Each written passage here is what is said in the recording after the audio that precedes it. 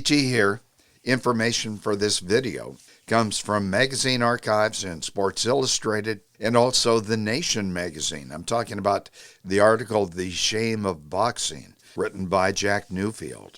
A little bit comes from the book FLOYD PATTERSON by W.K. Stratton, and much from E.T.'s own recollections. The date, December 4, 1961.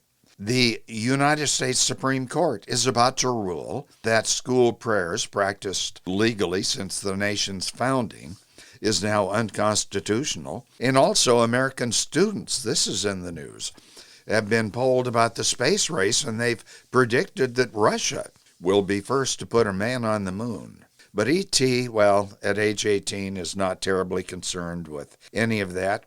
He's at Fort Ord, California, about to complete Army basic training.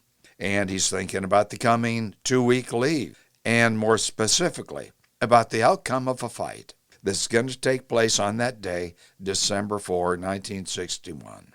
Boston's Tom McNeeley has challenged champion FLOYD PATTERSON for the world heavyweight title, and E.T. at the time understood that McNeeley didn't exactly deserve that shot, certainly not any more than top 10 contenders like Eddie Machen, Zora Foley, Henry Cooper, or the universally feared Sonny Liston. But McNeeley had beaten the credible Willie Besmanoff, that was on points. And Besmanoff, you may remember, had lasted 7 rounds with Sonny Liston. McNeeley had also beaten George Logan, TKO. Logan later would take on Ezra Charles. He'd win that by TKO. He took on Hurricane Jackson, got a decision win. Now, it's true, both of them were over the hill. And McNeeley's manager-trainer has said that Tom had a chance, which gullible E.T. believed. After all, Tom McNeeley Jr. was sired by Tom Sr., who in 1928 had made the Olympic boxing team, if not the actual games. And Tom Jr. is about to fight Patterson, was really huge, 6 feet 2 inches, all muscle. He was, if I remember correctly, All-American high school football tackle, and he also played football for Michigan State U. And McNeeley's endurance, well, it was said to be comparable to that of Rocky Marciano's. And like Rocky Marciano, Tom had an undefeated record, 24 pro fights.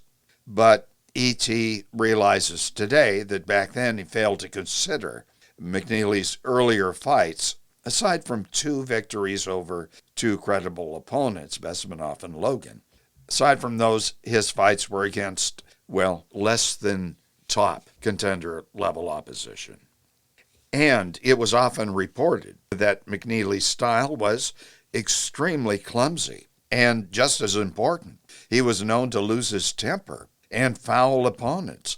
Like once in a fury, he smashes Charlie Lopez down, and then while Lopez is on one knee, he hits him with a right to the jaw. And in so doing, Tom shoved the referee. E.T. also mentally discarded what columnist Martin Cain wrote. That was in Sports Illustrated weeks before the fight. Cain quoted a bartender from McNeeley's Irish Boston neighborhood.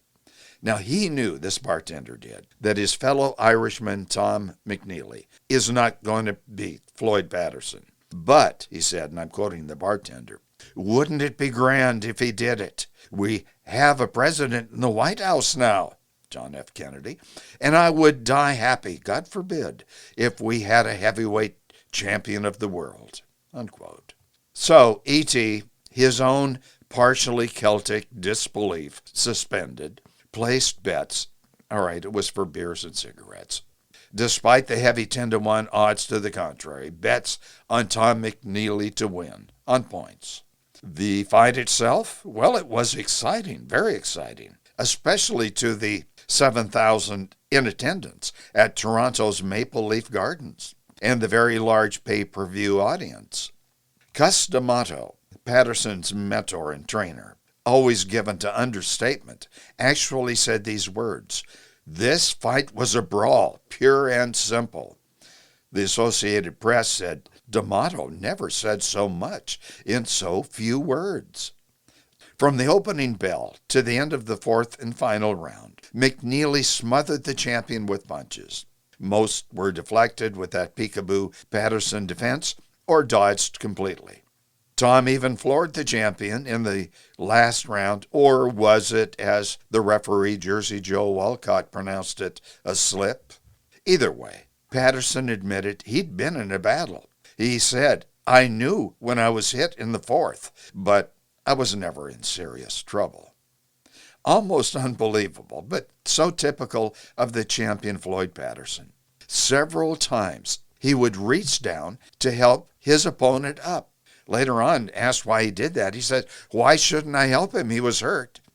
If ever there was a man who temperamentally should never have been in the fighting game, it was the wonderful human being, Floyd Patterson. McNeeley himself was down, many times, but he always beat the count until round 4 was almost over. The Associated Press wrote McNeeley was down 8 times, once in round 1, 4 times in the 3rd round, 3 times in the 4th, and he had slipped twice.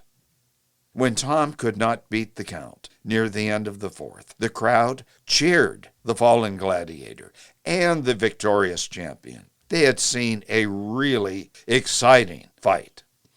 Tom, nearly in tears at the stoppage, yelled to his former Olympian father, I tried, Dad. I really tried. Now that was very apparent to anybody watching the film even today. You can see it on YouTube. I'll try to post it below. But not all was sadness for McNeeley. According to the Associated Press, he earned about $81,000. That would be about 800-some thousand today. I've used several sources to figure all that out. And he got ancillary rights, as did Patterson, the movie rights that the Associated Press said may make a fortune. And it wasn't all happy for Floyd Patterson, though he pulled in $192,000. That's, 1.3 to 5 million in today's dollars. He's not too happy because he had to witness Sonny Liston. He's on the undercard listing. Dispose of Albert Westphal with a single punch in the 1st round. Now, the Patterson-Liston championship bout will take place in Chicago about 10 months after this fight with McNeeley. And Sonny again scored a 1-round knockout and took the heavyweight crown. And one more thing. There was another fight scheduled on that same night that Floyd and Tom fought in Canada, between Archie Moore and Bob Clareau, and it would have been a good one, but it had to be canceled because of this heavyweight championship bout in another Canadian city. Now, how could they have made that mistake? E.T. can't figure that one out. Anyway, that is the story. Did you like it? If so, give it a thumb up. Do subscribe to this channel, share the videos, and subscribe if you have not done so. And the bell icon, tap that. You'll be notified of new uploads. Thank you.